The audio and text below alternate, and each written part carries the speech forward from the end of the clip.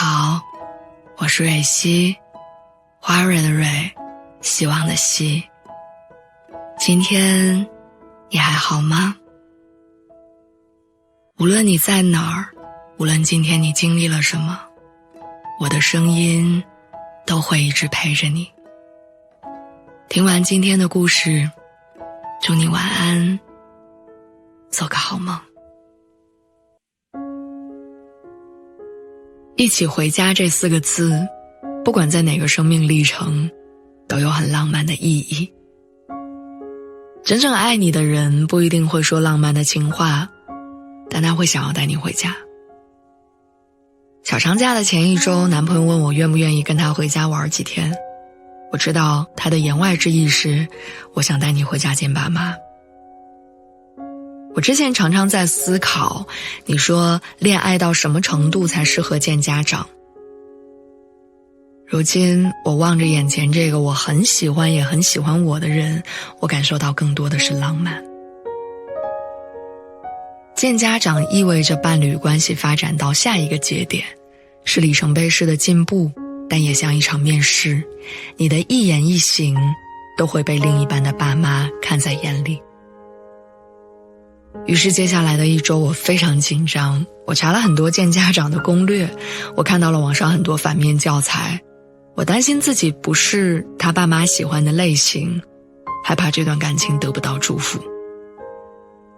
下车之后，男朋友一直牵着我的手往家走，一路上都在跟我念叨说别紧张别紧张。他的手心一直在出汗，我知道他的紧张不亚于我。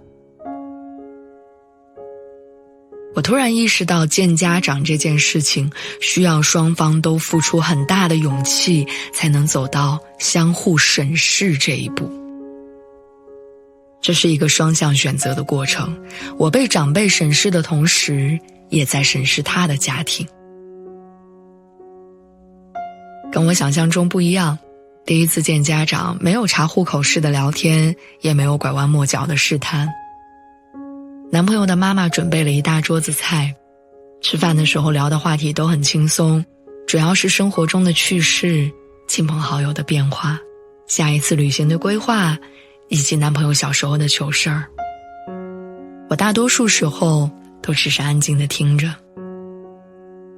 聊得上头的时候，男朋友的爸爸会下意识地说方言，然后下一秒又转回普通话。大家逐渐放下碗筷的时候，我发现只有我喝了玉米排骨汤，那道菜仿佛是为我一个人准备的。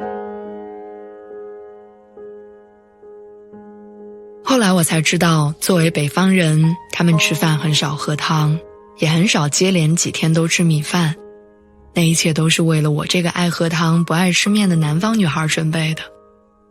除此之外，他妈妈还特意为我准备了粉色的拖鞋和粉色的漱口杯。那种暖意慢慢稀释了我的局促不安，给了我安全感和来自另一个家庭的宠爱。其实我并不是那种特别讨长辈喜欢的女孩，所以在得到对方爸妈肯定的时候，我其实很疑惑。直到我发现男朋友常常在他妈妈面前念叨我的好，说我的厨艺很好，夸我的工作能力很强，说我善解人意。我们刚在一起的时候，他的爸妈必然也问过很多关于我的问题，我是哪里人，工作是什么，身高多少。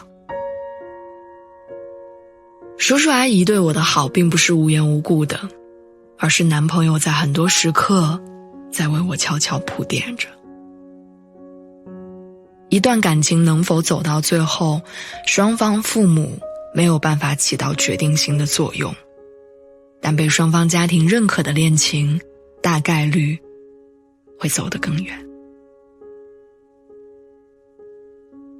希望你们的感情也能走到这样的关系，希望你们可以一生美满幸福的在一起。